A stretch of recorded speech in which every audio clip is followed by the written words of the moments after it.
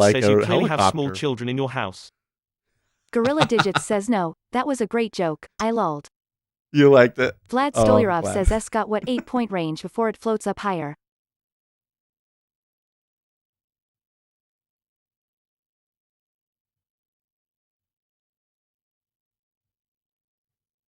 Oh, man. That's just like right there. Do you see it?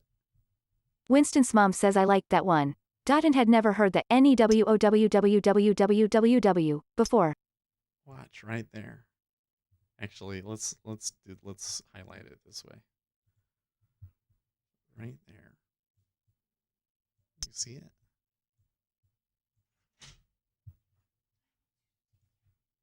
Oh man, really? Okay. You're awake. You're dressed in an all red outfit, pinkish or orangey, really. Orange outfit. Look at it on it's so bright on the screen. Vlad Stolyarov says AAPL holding 465, no reason to short S yet. They're pushing them. I've never found such terrible action to be so compelling. It really is. It really is just a really slow, messy, awful day. But I'm in it. We'll see what happens. I'm just going to hold it there. I don't have to do anything. We can just hold the baby. You stand up so people can see you.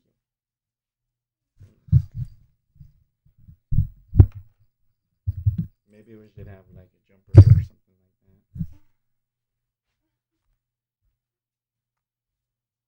that. At some point he gets... Bot says holy jumpin', that child is going to be bigger than you by the time he's 2.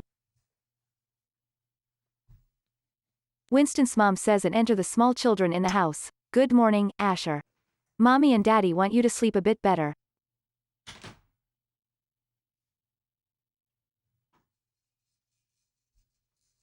JB says future trader in the making?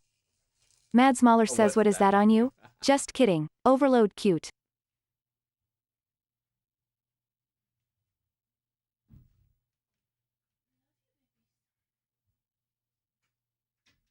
He's like, what? What's going on? Why is she leaving me in here like this again?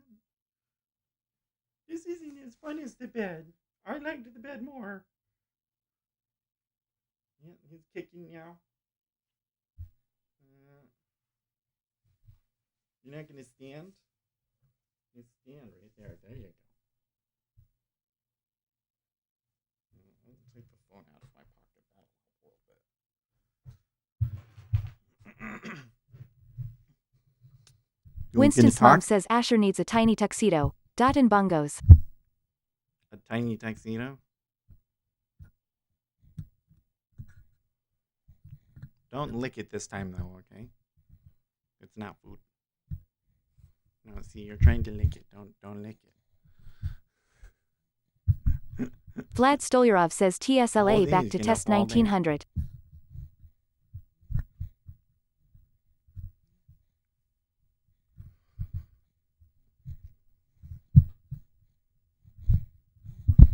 Ooh, let's open up Tesla here.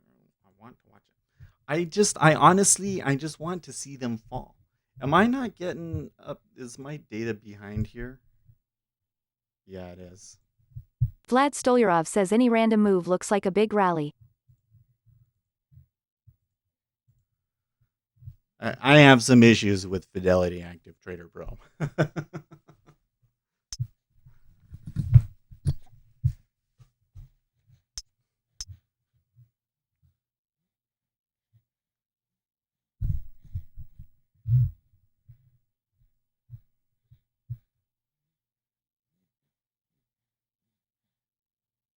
Any random move looks like rally. I don't know.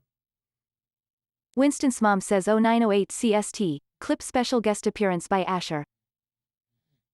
Thank you. No, you have to use the clip part has to be at the beginning. It puts the timestamp in there for us.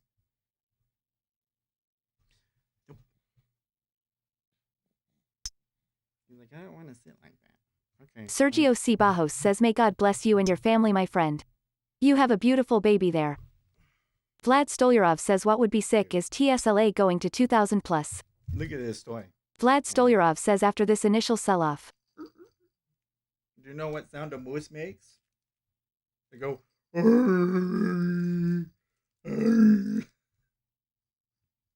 you doing, Dad? That's embarrassing.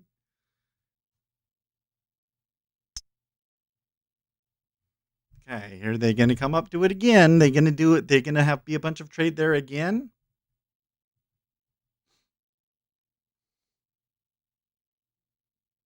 Mads Mahler says, elbow cuff, elbow cuff, elbow cuff. Rolling on the floor, laughing, rolling on the floor, laughing.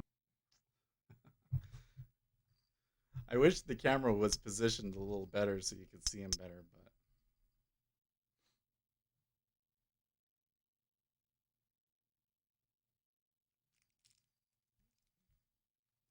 but hi. Nope. That time they didn't even really get to the spot to test.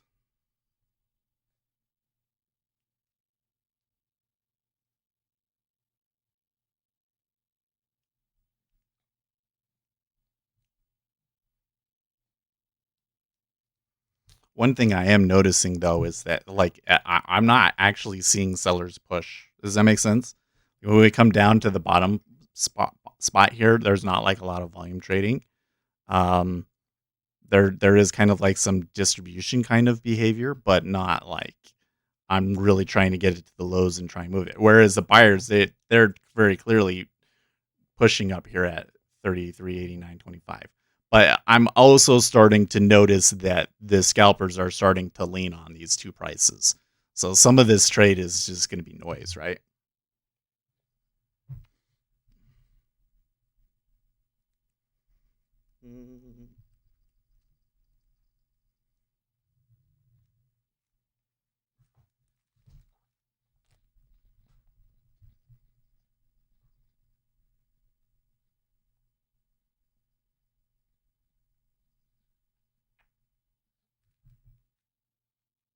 Mads Mahler says did download that SoloLearn on Android. It's look better and think it's a good program to get started using C# slightly smiling face.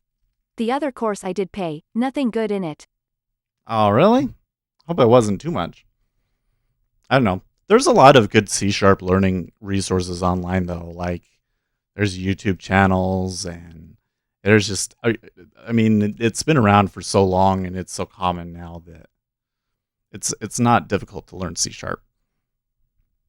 But like the other thing is that like the learning the programming stuff, most of that stuff isn't really relevant to what you do in NinjaTrader. Most of what it is you just have to know what the methods do. Know the methods and know how to access arrays or dictionaries, and that's it.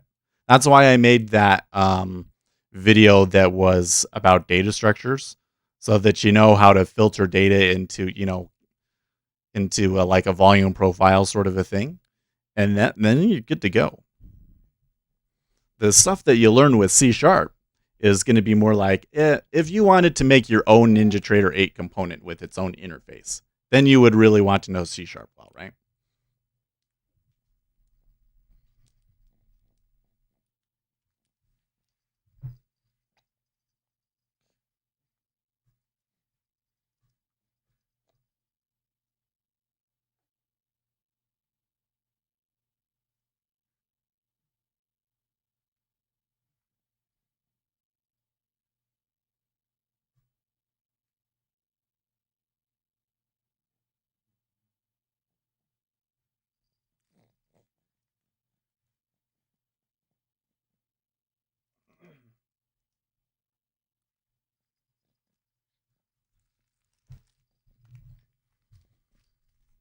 JB says isn't there a file I need to update so NinjaTrader knows I just created a new strategy? Stuff like that. So what NinjaTrader does, if you create like a new file and stick it into any of those folders, NinjaTrader automatically detects it, recompiles, and then updates the DLLs. The only time when you would have to like do anything is if you add a new chart type, then you have to restart NinjaTrader. But that's it. Or if you update a DLL yourself, like if you have a standalone component that you made in Visual Studio and you recompiled it, NinjaTrader won't be able to you won't be able to touch the DLL because JB it's says NinjaTrader's interesting. using I'll it. test So that after close. yeah. So then you have to close NinjaTrader, then build, and then it would Live help Action you. says, Seth, do you have problems getting through to a broker with AMP? I had to call 4 times. JB says I am editing in Visual Studio. I think I've only called them like one time. I've always gone through their chat interface, and I don't think that their Salim support L is says, very ooh. good, but I mean that's what you get what you paid for, right? That's always Salim been a L says, problem with beauty. them. You're editing in Visual Studio. Well, if you're HF like says, Seth, do you editing the use any file, auto trader codes? no, I don't know what that means. If you're like editing the file, like a CS file in NinjaTrader, and it's just like a strategy.cs that's in the directory structure, then when you save it in Visual Studio again, NinjaTrader will detect that you saved it and recompile. It's when you have like your own HF project says automated that trading, it I mean. matters. So I don't use any automated trading strategies right now. I've developed a couple of strategies.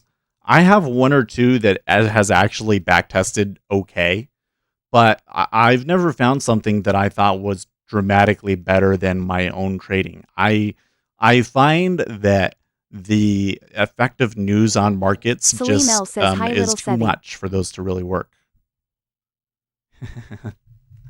You haven't seen him yet, Salim?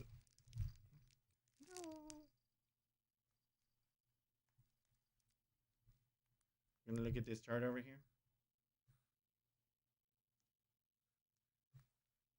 Okay, so Salim they're L says, my pressuring God them bless a little you. bit now.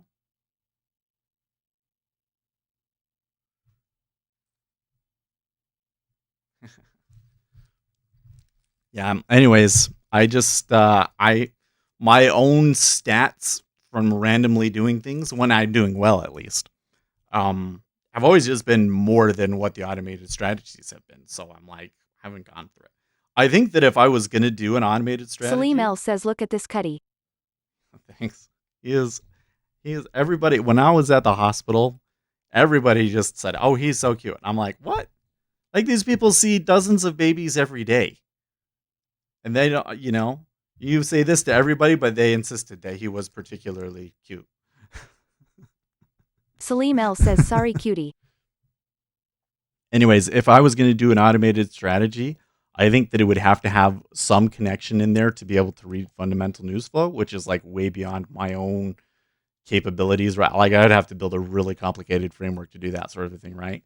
And there would have to be some machine learning involved because the market changes. Like that's what I've found is I'll find a strategy that works really, really well. But then when you try and go over it like a 10-year time period, you'll find that there will be this 1 year where it was just an absolute disaster. So.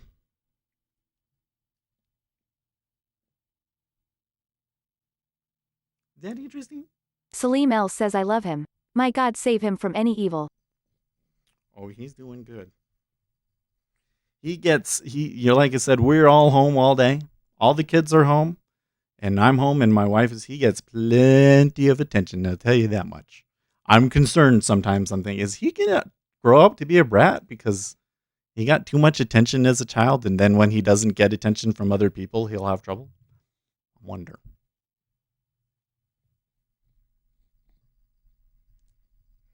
But he seems to be shy. Like, I think he can tell that we're streaming or he's on because he will refuse to say anything when he's in here with me. He's usually extremely vocal.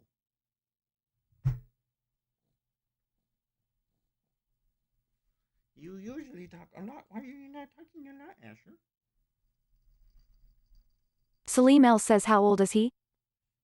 Well, let's see here. It's now August. So 7 months.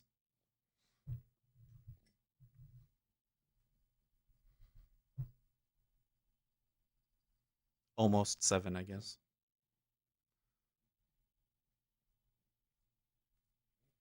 HF says, are there any automated strategies out there for sale or do people just code them for personal use? Oh man. Let me tell you, there are a lot of automated strategies out there for sale. And there's so much scam activity. It's just unreal. I don't know. Maybe there's a strategy out there that Bot says, works, extremely vocal, chip but off the old block. yeah, you like me. He'll just go, you scream like that. What was I saying? Oh, yeah. Here's the thing. Market is competitive. So if you use a strategy and it works really well and then you give it to everybody, that ruins the edge. So it's possible that there could be a strategy out there that's doing really well right now. And if everybody found out about it, then it Salim L wouldn't says, oh, do as not well. yet time to talk. That's the cute kissing stage. Yeah. But there are so many scams out there that it's like not even really worth trying or looking. Like I tell you what, I've seen strategies people are charging thousands of dollars for you to buy, and they're total bullshit.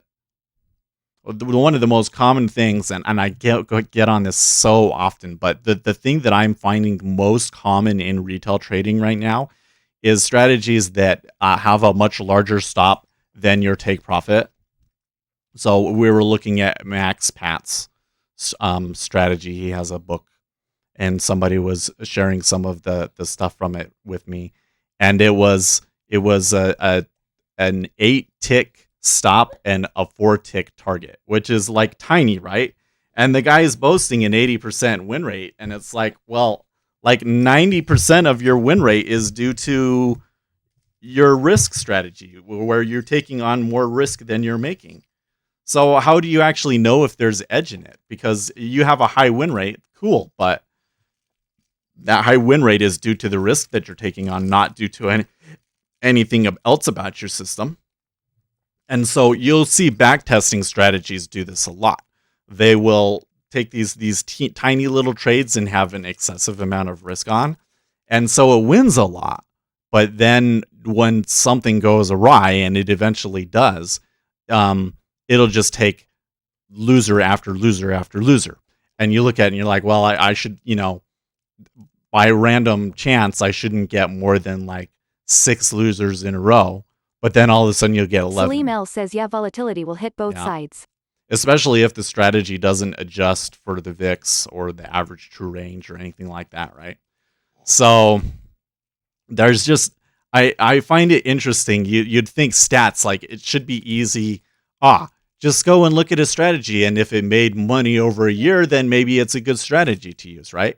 But it's so not the case. You have to go into all of the stats and look at things to see, because just because it's profitable now doesn't mean that it's going to be profitable in the future. You want to go jumping? You're acting like maybe you want to jump now. Yeah, you're getting extra wiggly.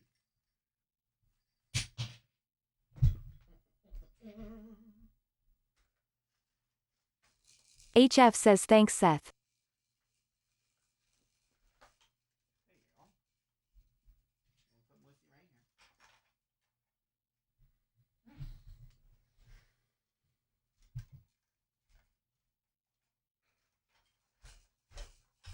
He's happy. He loves that thing.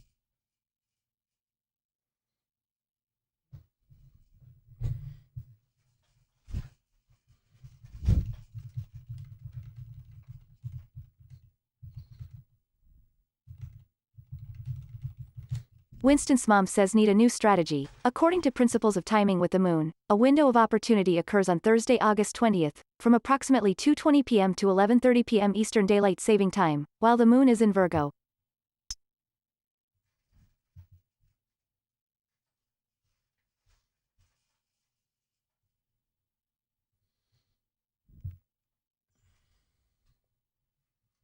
Maybe they do it.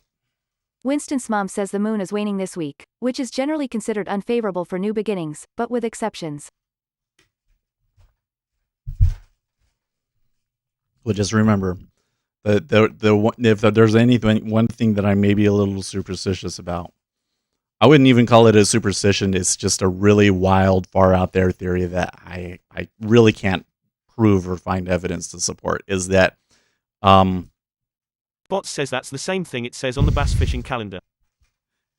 that is that cycles Salim L seem says, to Winston's mom, are you one of those Anunnaki sync up. traders?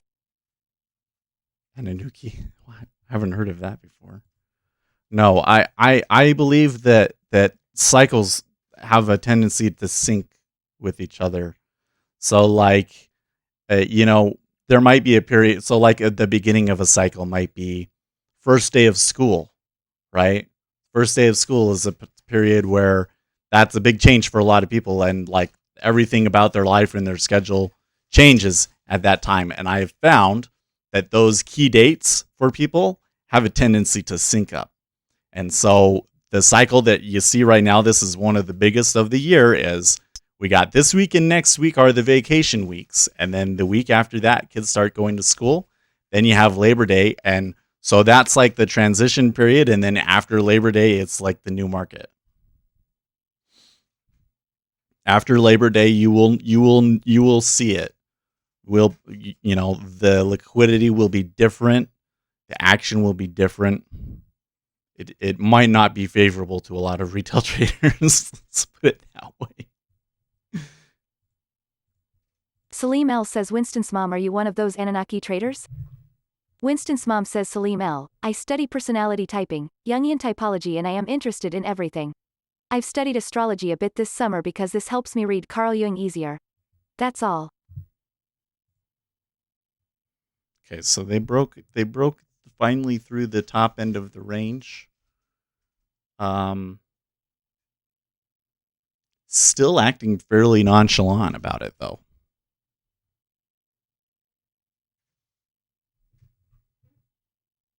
What are you doing? Winston's mom says speculators' superpower is pattern recognition. Watching me and you're jumping. What are you doing? Why are you not jumping? Huh? Why are you not jumping? There you go. Yeah. You're always such a happy baby.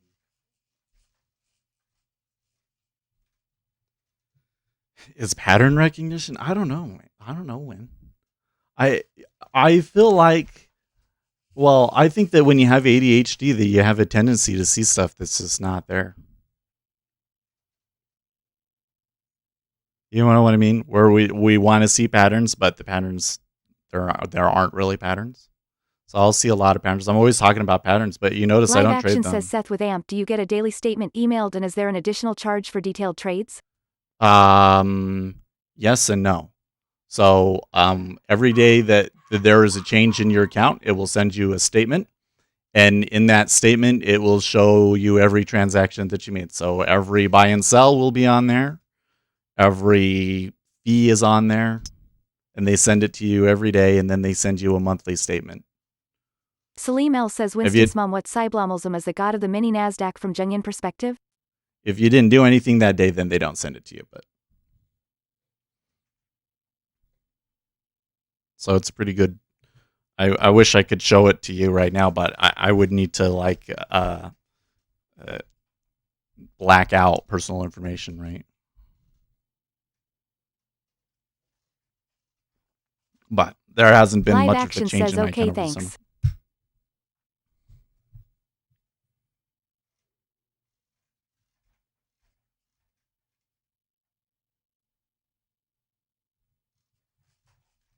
Bot says S losing upside momentum here in the counter trend period.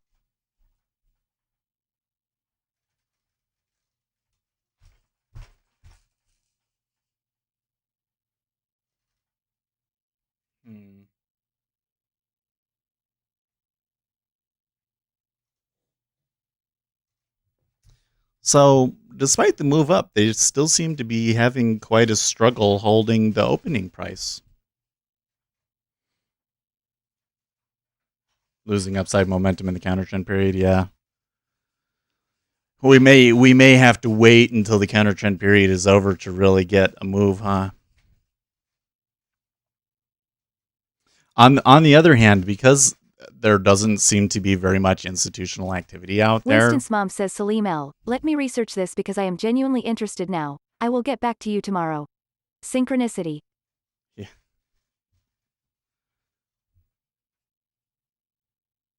What symbolism is the god of the mini NASDAQ? Okay, there's a little step above the open. They're probably going to have to push above 92. Probably now above 92, they might be able to run a bit. Like I could see the break of the high, so 33.91.50. Let's call it 92. And then I see, Live Action says I wish you could show the entire Globex volume on ZF so I can compare totals to TT, making a definitive decision on whether to go with Jigsaw or TT this week. Okay. Bot says note the let me RTH open pull it was up. right in the middle of my bull bear zone today. Is it? Yeah, it's like really is not going anywhere, is it?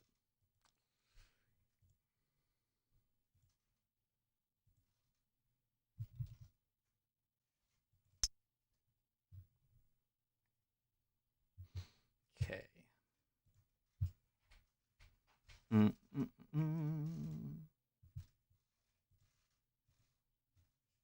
Winston's mom says Plato might say it is neither spiritual nor rational when a society is appetitive and the Tao of Pu's karma sometimes runs over the dogma.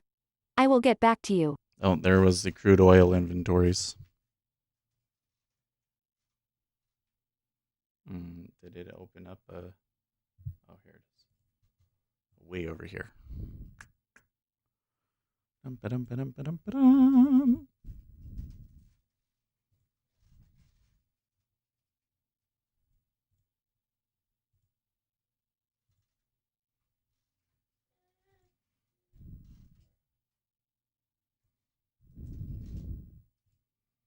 Live Action says very cool thanks Eth. Yeah. Alert column, order column, snapshots, something like that.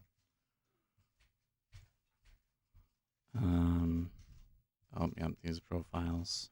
I need those. There you go. Put it over there on the side.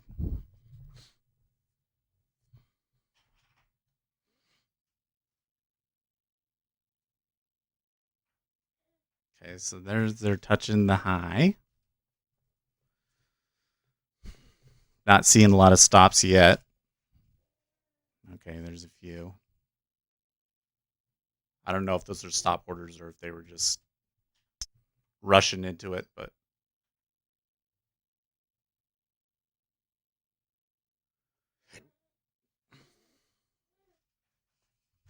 so definitely want to take some off if we get up there, if not before that.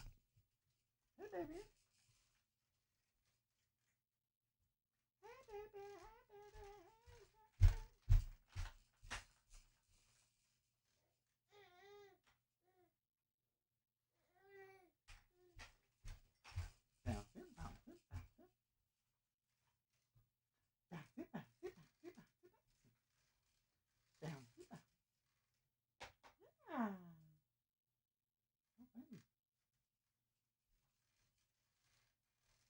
Don't worry, nobody can see you. See where you're not in the frame. You see right here? See, it's just me. It's okay. Bouncing, bouncing.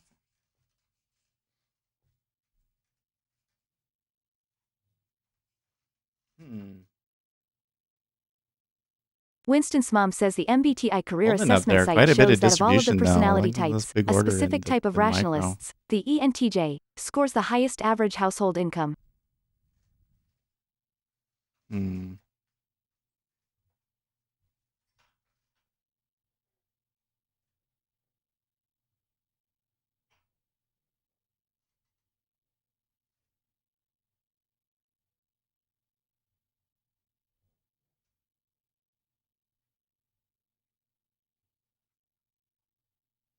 Starting to wonder if the slow float up sort of a thing is coming in here again. Salim L says I wonder why stock platforms have that rudimentary tape that dates back to the Stone Ages. Futures platforms seem to offer an edge delta, order book, Vista. ... Yeah.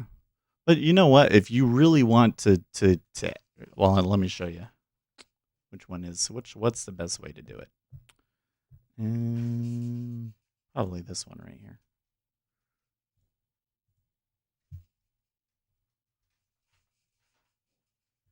ZN is probably the best way.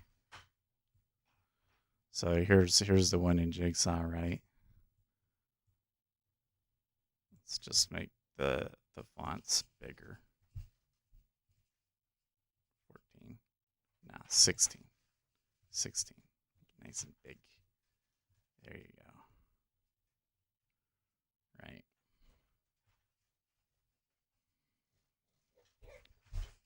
It's the most pure way of watching. So when I'm going and reading to you and I'm like, okay, so 23.49 have gone into 16.5. There's a bit of an iceberg coming in there and whatnot. Like, really what I'm doing is I'm approximating what the tape would tell you. So, you can literally just watch this and not watch the DOM. Except for how would you execute? So I totally understand why some people would want to use that. I bet you that not very many people in Jigsaw do, though.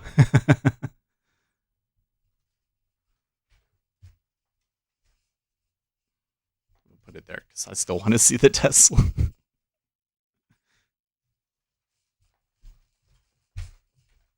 How you doing? You okay? Yeah. Okay.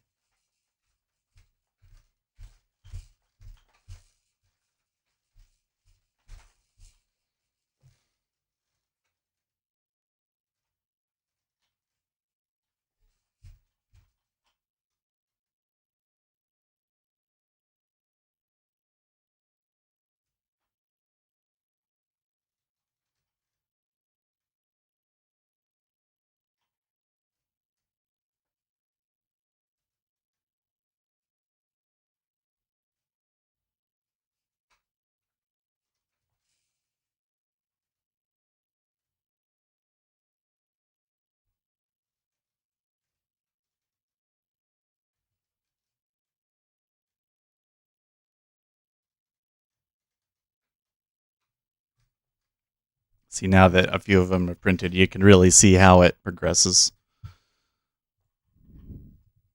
I'm just basically trading between 16 Live and Action 15 says, after. Seth, would you like me to email you the comparison result on this 2-year treasury?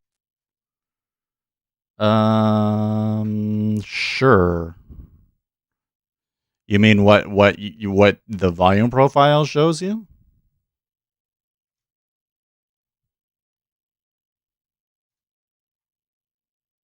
Is that what you're looking at? Is the volume profile? Wouldn't be surprised if they're slightly different, but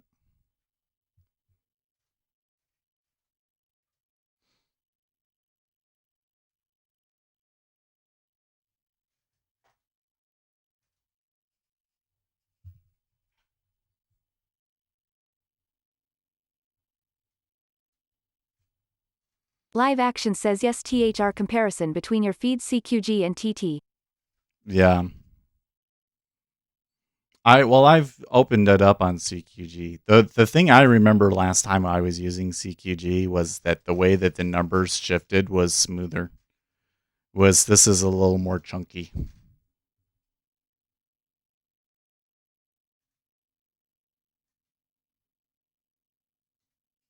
Salim L says CQG all DAAAAAAY.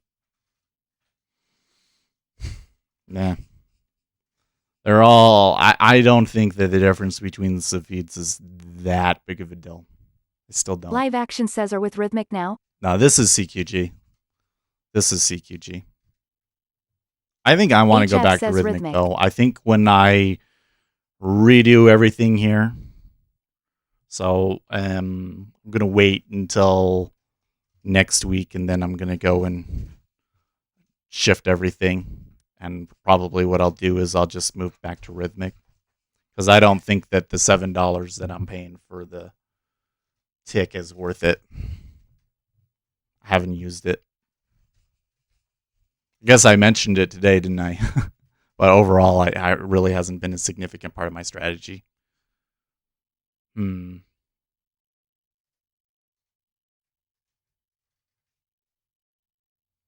Salim L We're says definitely getting CQG that for the bubble win. up Big sort up of Team stuff. CQG. Suck it up Team TT and Rhythmic. You're like, that's why? Because that's the one that you're using? Rhythmic, you get to see more levels. I think I kind of like that. I kind of miss that. That's why I want to go back. CQG, you get equity indexes in VIX. HF says Rhythmic has tick data.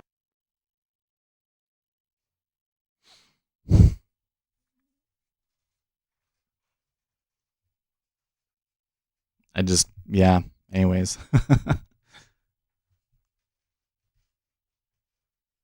It's not a huge deal. I really don't think that which data feed you choose is going to be the difference between whether you're a profitable or unprofitable trader. Between those three.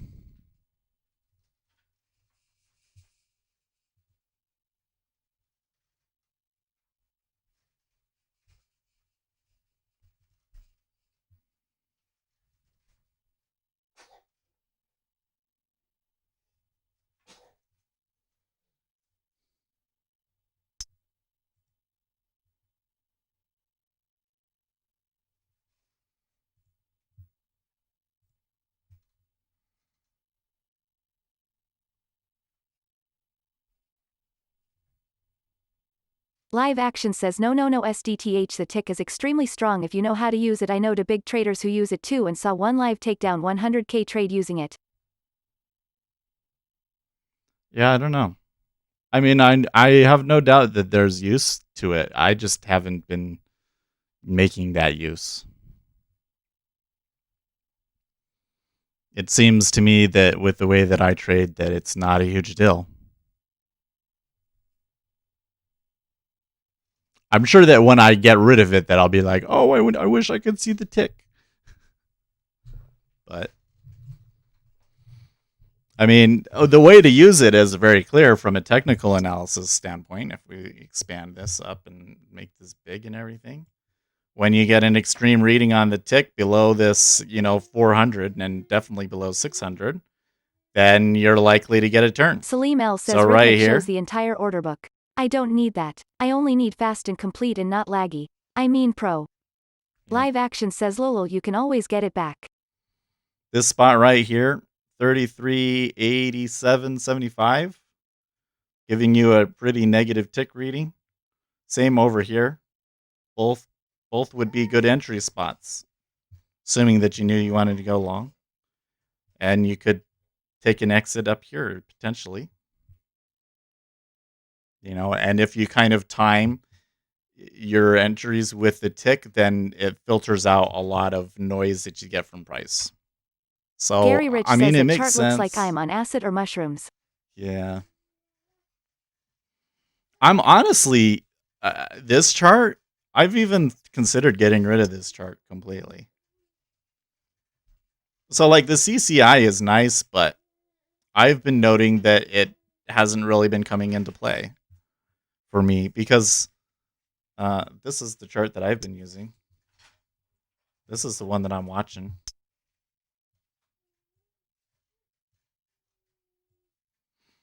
And yeah, there is a lot of stuff on it, but it's simple. Buyer's cost basis, seller's cost basis, seller's break even, buyer's break even, cumulative delta, inventories for both of them. You can see that there's quite a bit of shorts on here now, by the way. Yeah, longs took a few contracts off. Wasn't huge. But the way that it's flattening off here does kind of bring into question my whole I'll just continue to bubble up strategy. Right? That's it.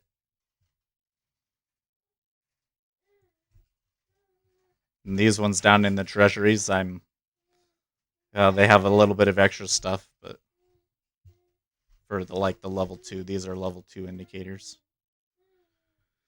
But I want to make more room for things like this. Oh, look, what's happening to the dollar? Live Action says at Gary Rich lololol me too.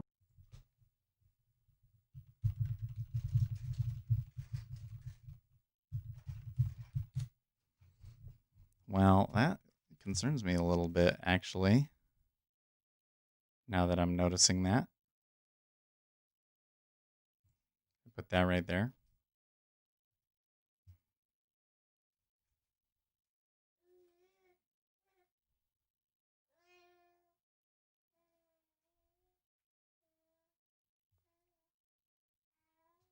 Can you hear him talking? Probably not. Hmm.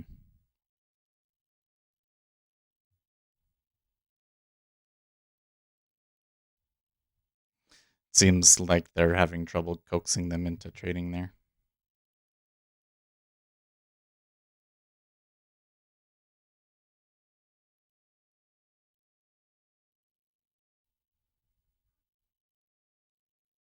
Live action says Seth, do an experiment, try trading off the tick alone. Try trading off the tick alone. I think I could tell you how that would go. We could program it. Let's do it.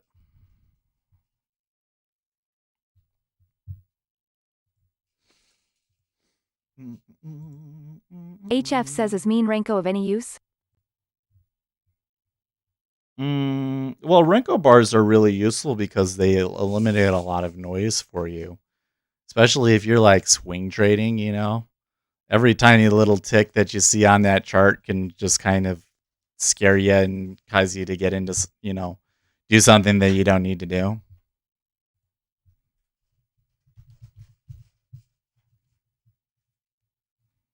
We will just call our strategy the tick strategy. And we will calculate on the bar close. Not that I think that's going to be efficient, but I always, with my strategies, I want to be the hardest on it that you can be. You know. So I'm going to generate that. And then in here, I want to look at some of these other strategies. Something like this one. I don't know if I've done one where I've added an additional data series like that. I have certainly done it here in my dollar index and stuff. Or spread. Let's do it from spread. Live action says, there you go, complicating things again. Did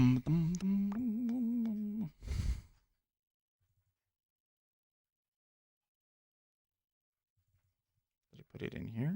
Yeah, I put it in here. Okay.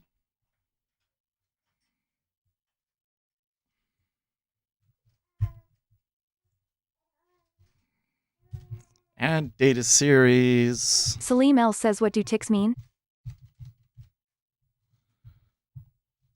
Tick.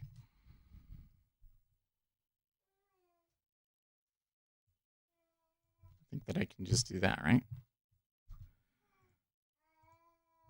Okay. What does tick mean? It's the number of stocks that are rising or falling in the S&P 500 index at that time. Okay.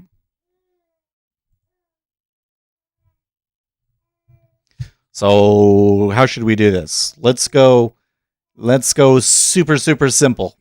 Let's go super, super simple. You say it's complicating things. No, I think this is like way easy. If bars of 1 dot low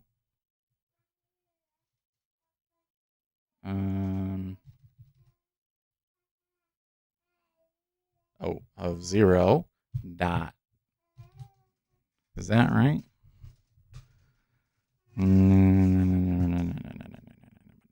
Oh, it's bars array 1. There we go. Okay. If bars array 1 0 dot, now do I get a low? Come on.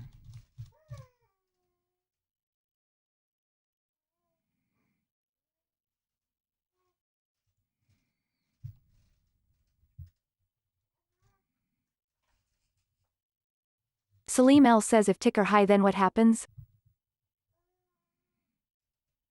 What do I get here?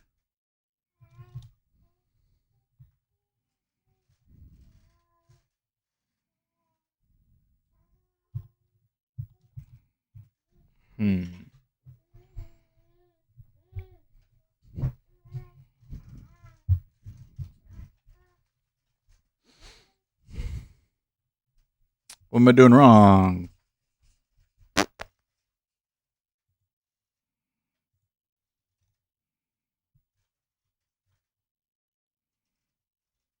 Add data series. Mike Salisbury says if ticks over 0 more stocks upticking versus downtick. Salim in NYSE.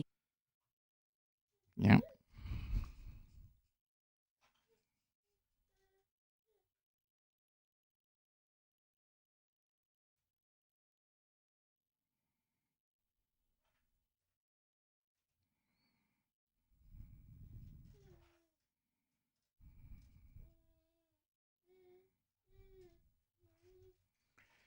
Need to look at the documentation because I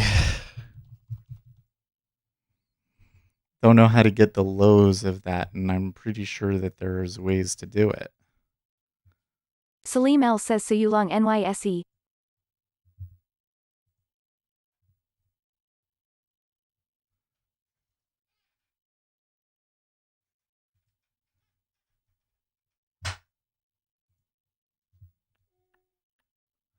As bar data is referenced. Accessing the price data. Oh, I know what we can do. Okay. We can say if closes of 10 is greater than 800.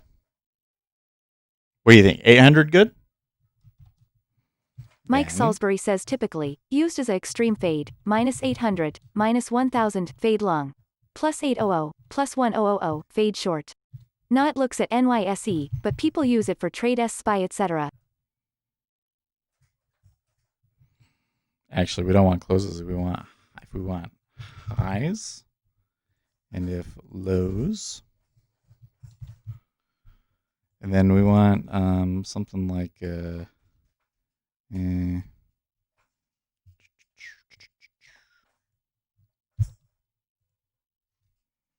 property like this. We're going to call threshold.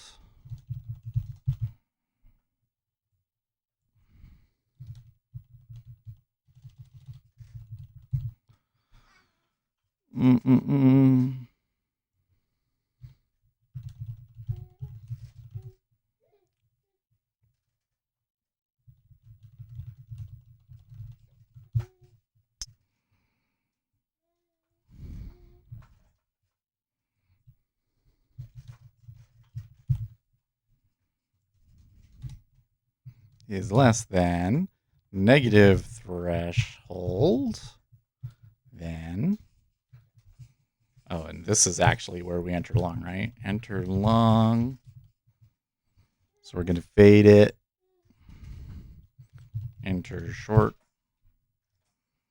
And in here, threshold. Salim L says but you 800. have to downtick in order to uptick, you know what I mean. Winston's mom helped me on this one. Live Action says 1000 extremes tick also good for delta and managing 1000s positions when I've fast looked scalping. at. I am giving too much info in a public forum. Okay, so then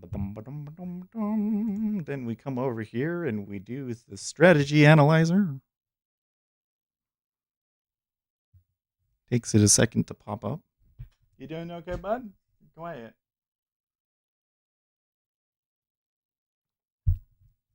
He hasn't been jumping as much because I'm not directly watching it. Okay. Gonna do a back test.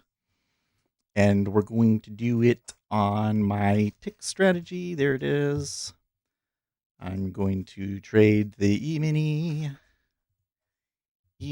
minute bars.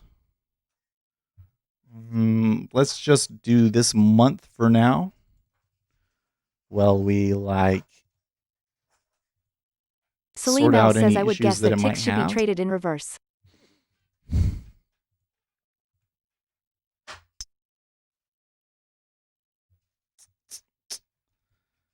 Gonna go all the way, all of the fancy bits. Okay. Yeah, let's just try it like that. Oh, I can't do it. Salim L says Seth, see how it works if you trade them in reverse.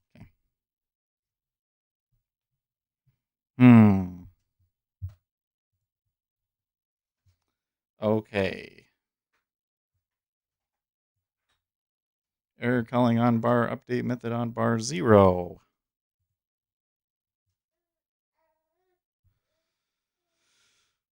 How is that?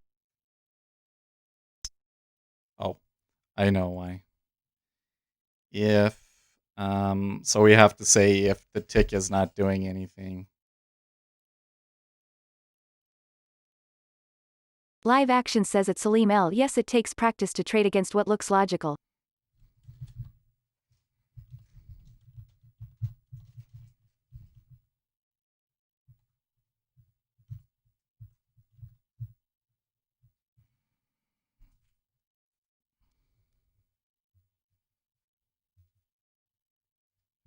Nah, actually, let's do it. If bars Gary Rich in says trivia, what movie was this progress song in? Don't equals Google it. 1 does not equal 1 return. Will that fix it? Oops. Winston's mom says Salim L, I am away from the keyboard for the moment and you would do better to ask Live Action or bots.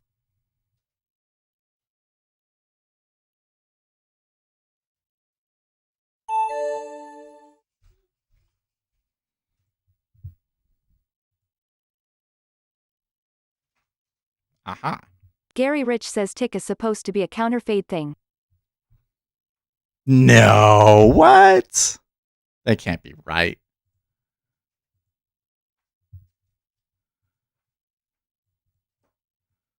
Or is it even taking trades?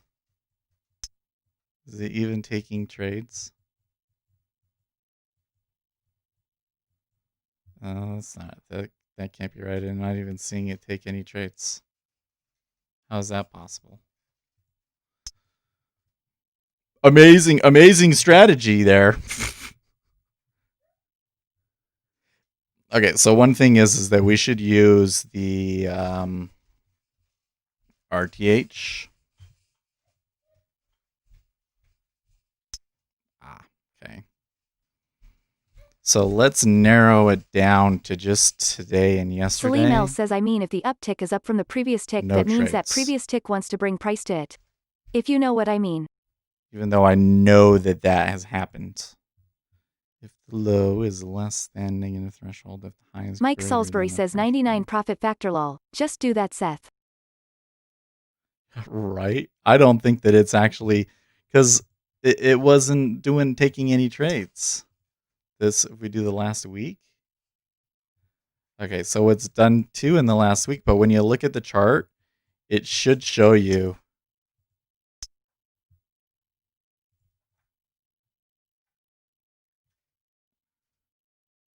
Right? It should be showing me that it's taking trades, and you don't see any entries, do you?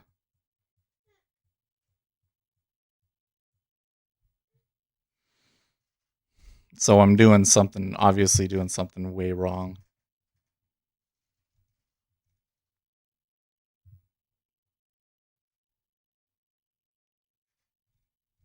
Mads Mahler says in the column look in the analysts.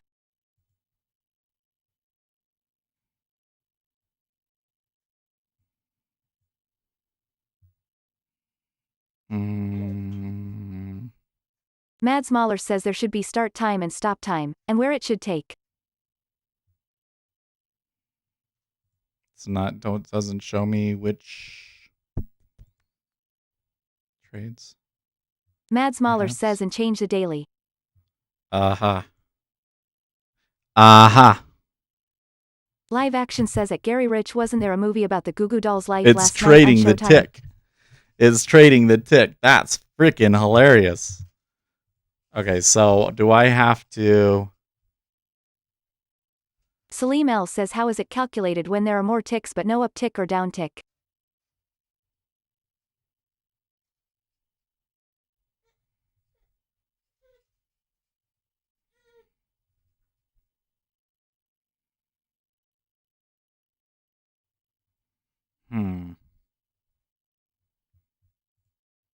Okay. So hold on a second. If I do that.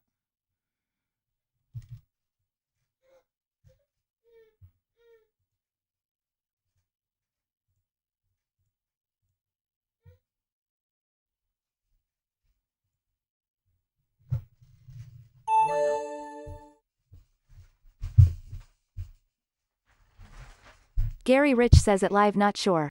Been binge watching Showtime show Billions. It's great. This will probably error out. Yeah. Oh, no, wait, it didn't. Salim L says Seth's brain is better than my laptop.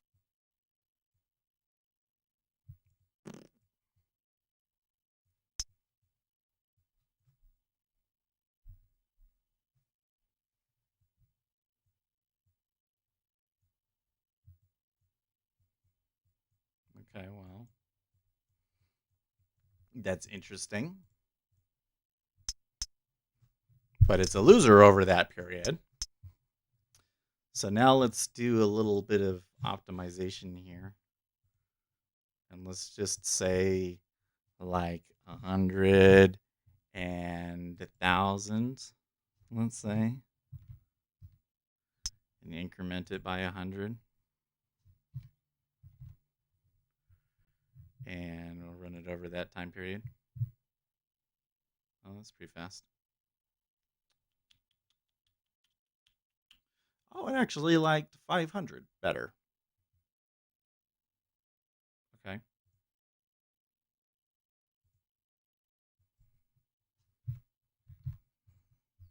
Run that. Okay. So there's one that took quite a few in this time period. Wow, Ed wins a lot.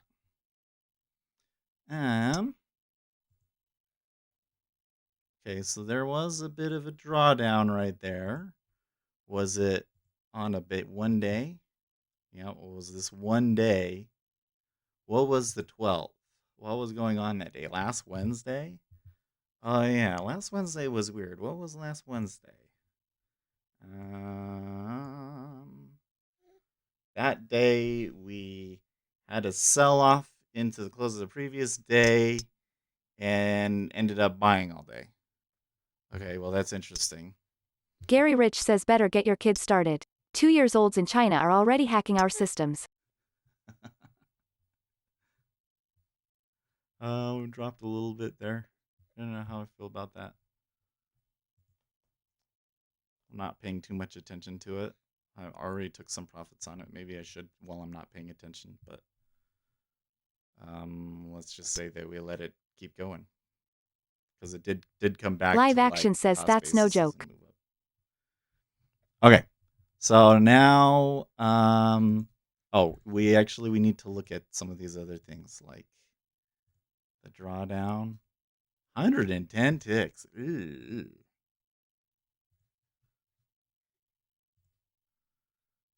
So probably we need some like risk, risk management. Gary on Rich this says I know they strategy. even start hacking while in the womb. But let's just come back and do a bigger back test now, right?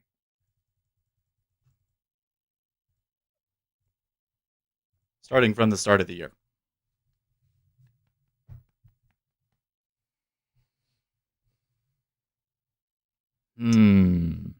So it actually gives you a good percentage, doesn't it?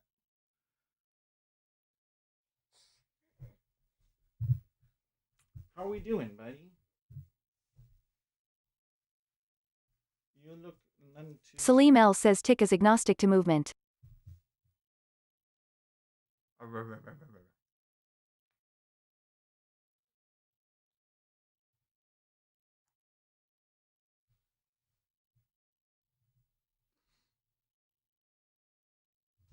So when you look at it, Mike Salisbury says Seth, what was your exit parameters on that back test? With it right now, it's just entries are exits or the end of the day. So you can see that this very much matches the what you would expect from how do I say? It's not like there's negative edge. It's just this is an edge that the market has already accounted for, right? So if you fade the tick, you get a pretty good hit rate on it. You get a pretty good percentage, but you don't. When you lose bad. Okay, so now we could try applying some risk management to see if we limit the losses if that changes it, right?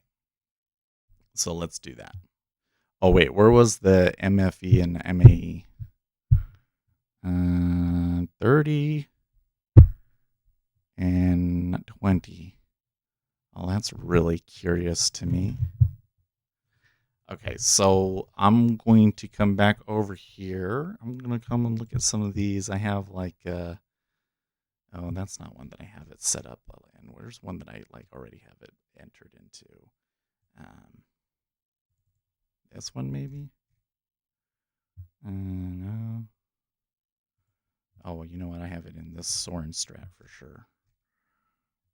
Salim L says the risk management you apply to least profit you should expect.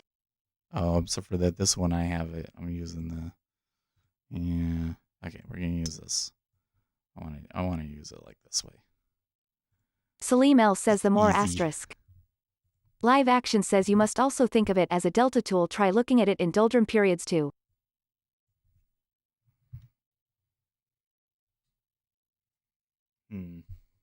Okay, well, one step at a time. And then we're gonna come over here and steal from this one these properties.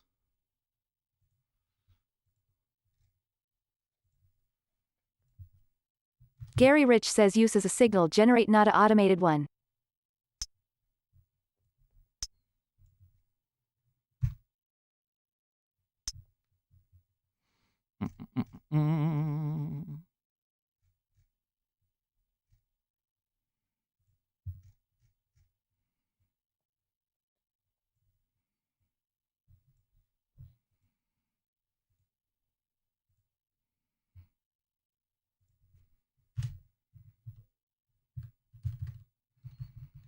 Okay, so let's start. Live Action says at Gary Rich bingo. 16. Mike Salisbury says this is pretty interesting. Thanks for showing us this, Seth. I need to learn how to use the backtest function. I need to make more videos about doing this stuff. I have one that I've kind of started recording in parts, but like sometimes the backtesting takes so long, it's hard.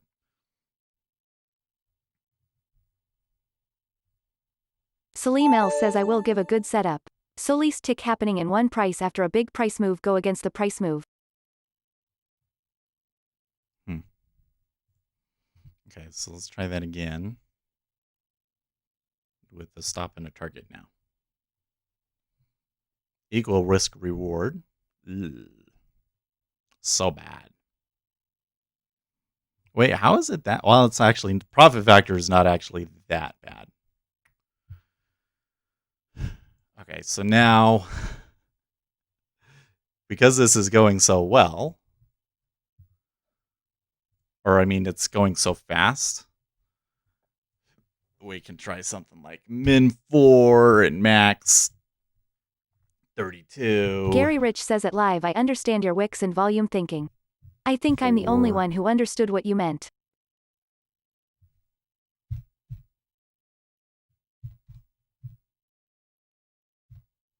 Salim L says because that would be a good price because people will be reaching for that price. You know what I mean. Okay. This might take a bit. 64 runs. Oh wow, 64 runs so fast. Aha. But none of them work. None of them work, huh?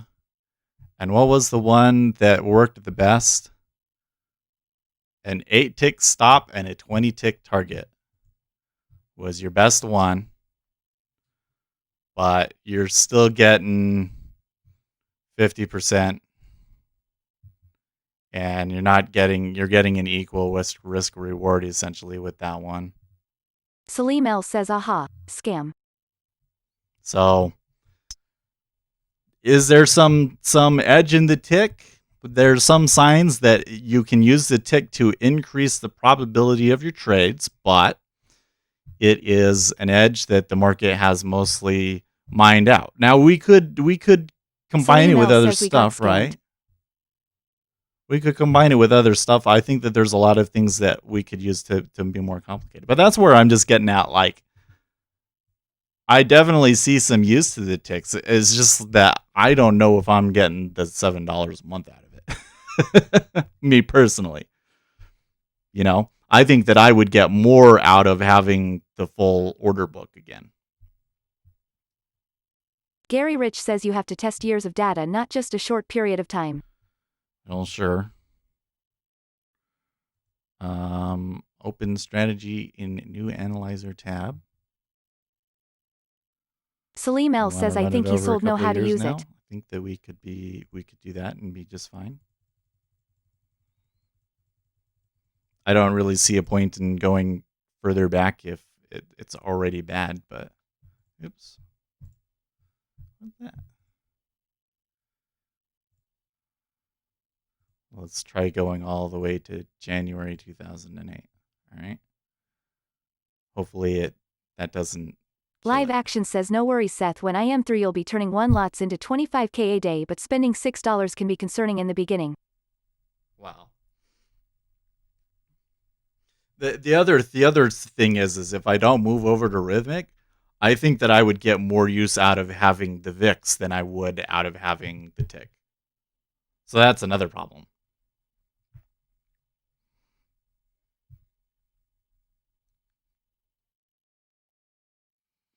But right now, I've been kind of trading a certain way and I've been having success with it, right? I don't want to read too much into this time period because it has been almost all during the summer. So we're going to have to trade it a little bit in September, October, and see how that goes. Live Action says depends on how you trade. Yeah. So if that goes well, then what it turns into is consolidate, right?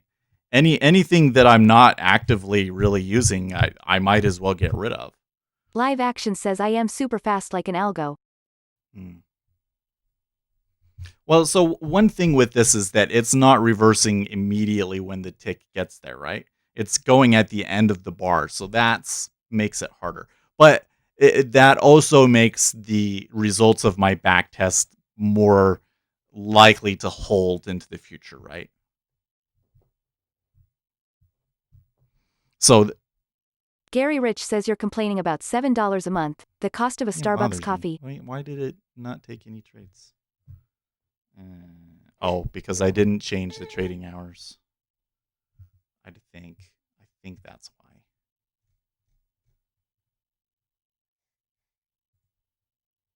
Yes, 1, 8, 20. I don't know why.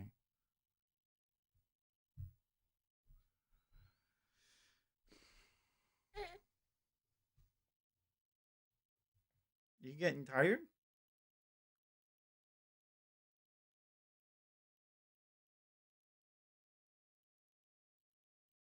It looks like I'm pulling out a piece that's not Sunday a spot where the tick isn't going, basically.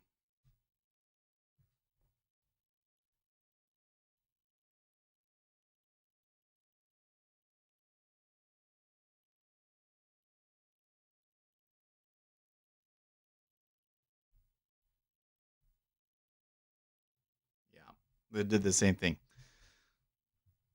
So let's just try to 2016 and see if that's any better.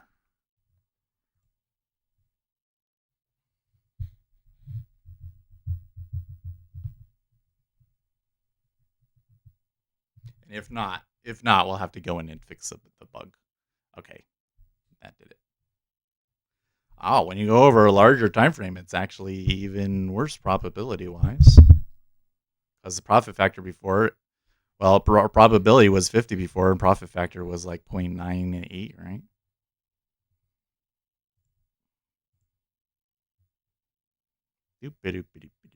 That's a pretty consistent, not an edge. Oh, man. Ugh. Ugh. I don't know, man. It actually goes against him a lot, too. Okay, so now let's try something else here. So one thing that's always Sunday nice to Driver do. says, does the bird get jealous of the baby? I don't know if the bird is jealous, but he just is Gary too Rich disruptive. says, oh well, scrape that crop circle idea. Okay. Salim L says, so Price plays somewhere she likes, right?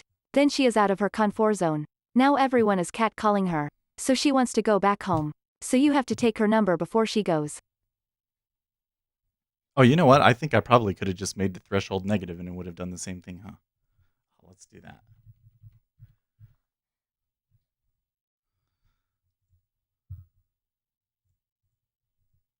Negative 800. Run.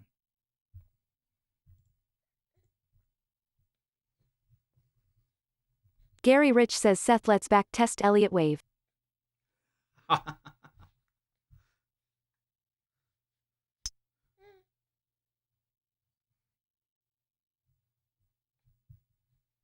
Ace How would you Trades even says, go baby. about even testing Elliott wave?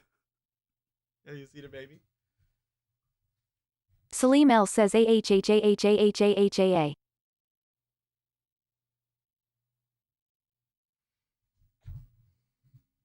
So for this one, we're going to have to go back to this right here, right? Ace Trades says, so cute. Tell him hi for me.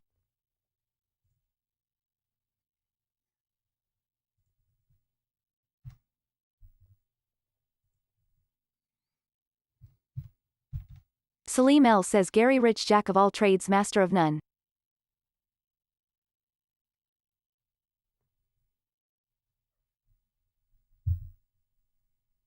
I was quite surprised when we did our survey. I don't know if any of you guys haven't done your survey. We haven't looked at it in a while. I'll see, now I'm running out of memory or something, because like it should be before, when we did this test, it was like almost instant, right? Gary Rich says, keep it coming, boys and girls. Now it's taking a while. Why is that?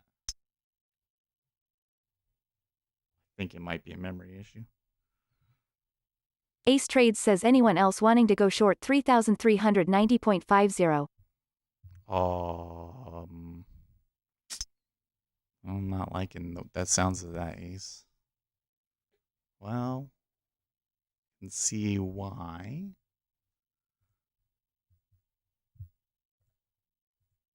Ace Trades says, so choppy.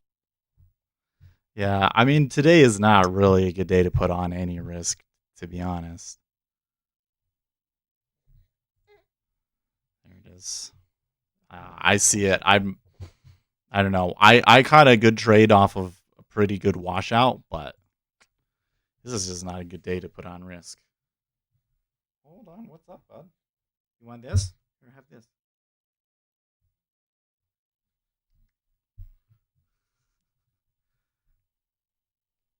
Okay, it's still going.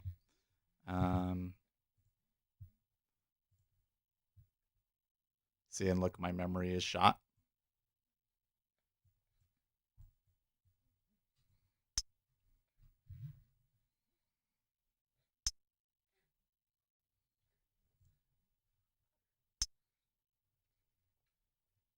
Ew, dude, gross. What the heck? He pulled that out of his mouth, and this big wad of spit went right onto my desk. Oh man. Okay, so the memory should go down here now. Live Action says 6E had a clean breakdown today.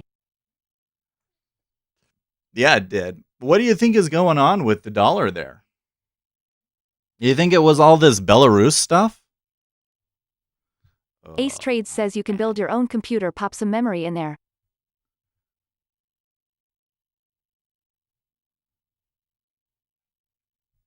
Okay, so counter trading it is a bad idea. Anyways, there you go. So my memory usage is still pegged. If I close this, does it come back? Has it come back? No. There must be a memory leak in it, man. Let's see here. Gary Rich says at Live CAUS USD hit 72 just as the RBA said it would. So now let's come in here. What's using all the memory, right? NinjaTrader, 10K. There must still be a memory leak in the backtester, man. Because it shouldn't be using 10K now.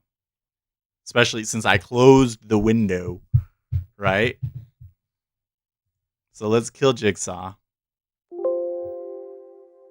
will save the workspaces. Hopefully when I load them again, we don't have that problem. Ace Trades says, speaking of NinjaTrader, is there things I need to do to free up memory? Well, I mean, I don't know. If you're not using more than 80% of your memory, it's not a real big deal, right? Plan B4 Trade says it does seem to be leaking. Memory usage keeps going up. Yeah. You can see when I turn that off, everything's fine. Now let's open it back up again, because normally it doesn't use more than like 4K. Gary Rich says a dollar squeeze will come.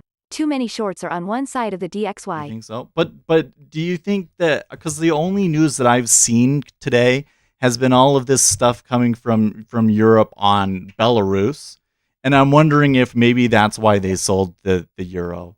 Is there a fundamental catalyst for it? I don't know. But it was a pretty significant move, wasn't it? That was definitely like the place to be in.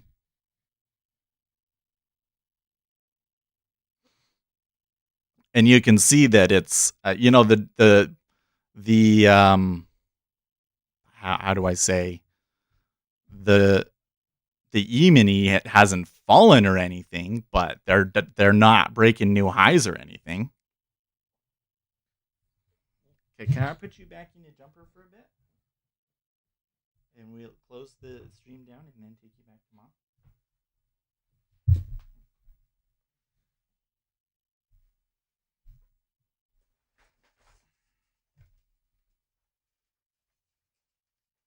PRT1 says download Windows Debloader. Check out Jay's 2 cents.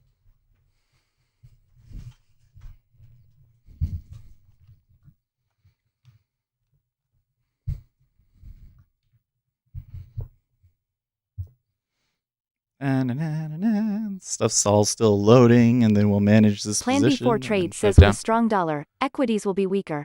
Oh, for sure. For sure. And if this is the start of something more, then it's going to get... Because that dollar has been such a key component of this whole market.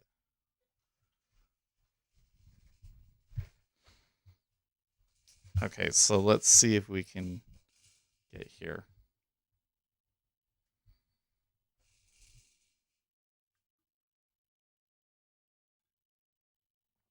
Good deal. I think they could actually go more, but... PRT1 says S needs to fill in 3,373 to 3,384 before it can go higher. So do you see that? I start and restart it, and the memory usage is back to normal. So there's clearly some sort of... Live Action says see good to listen to minutes to all the fundamental naysayers. Now to find where to initiate when they will cover on DXY. Yeah. Oh, right. Oh, dude, Live Action, such a good point. Thank you so much. That maybe people are covering their dollar shorts ahead of the FOMC minutes. Oh, man, that's got to be... I mean, the thing is the euro fell, the Japanese yen fell, gold fell quite a bit. All of the treasuries are pointing down. That must be why we were having the drop in the treasuries. PRT1 says Windows Debloaster.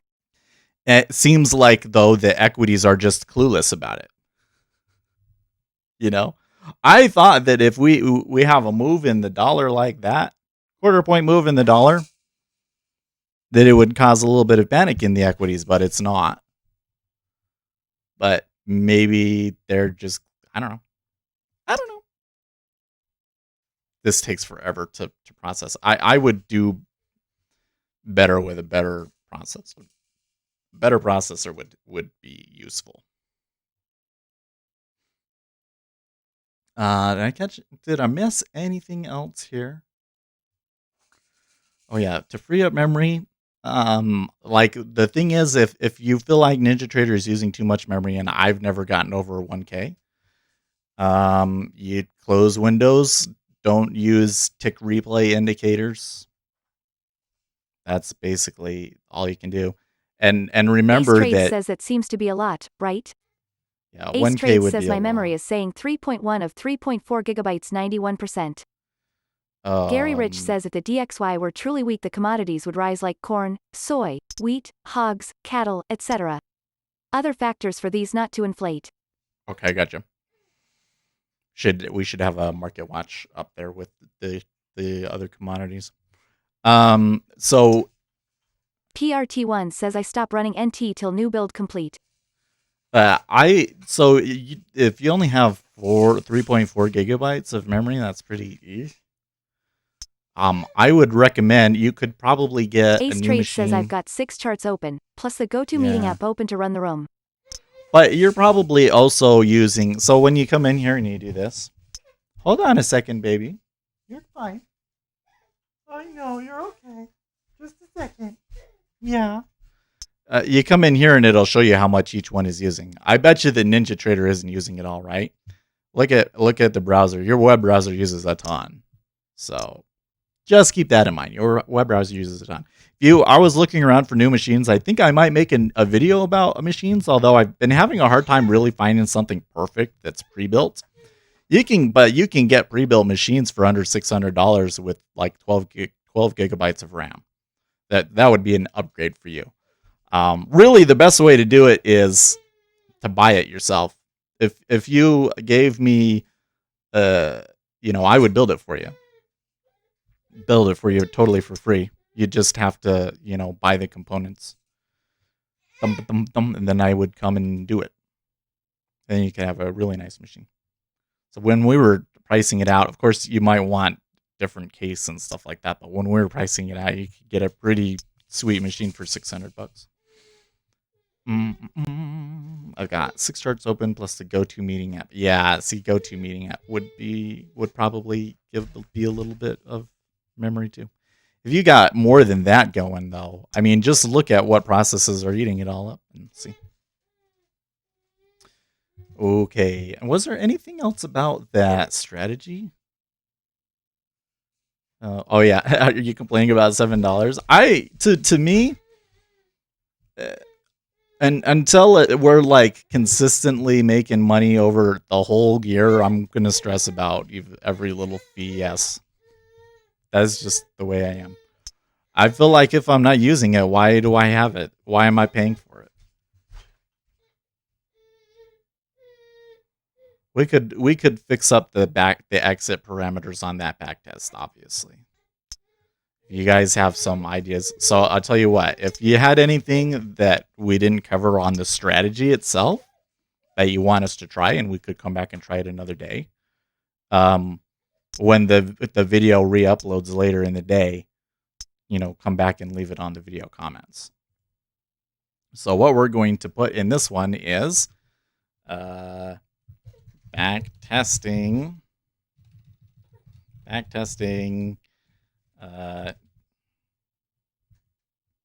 tick index strategies with NinjaTrader 8.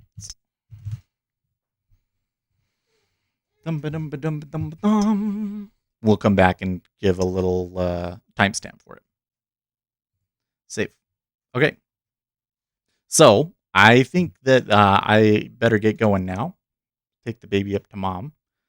So, but we can continue this tomorrow, Friday. I don't think that the market's going to be any more interesting then. So I will see you guys tomorrow. Thank you, Ace. And in the meantime, stay profitable, friends.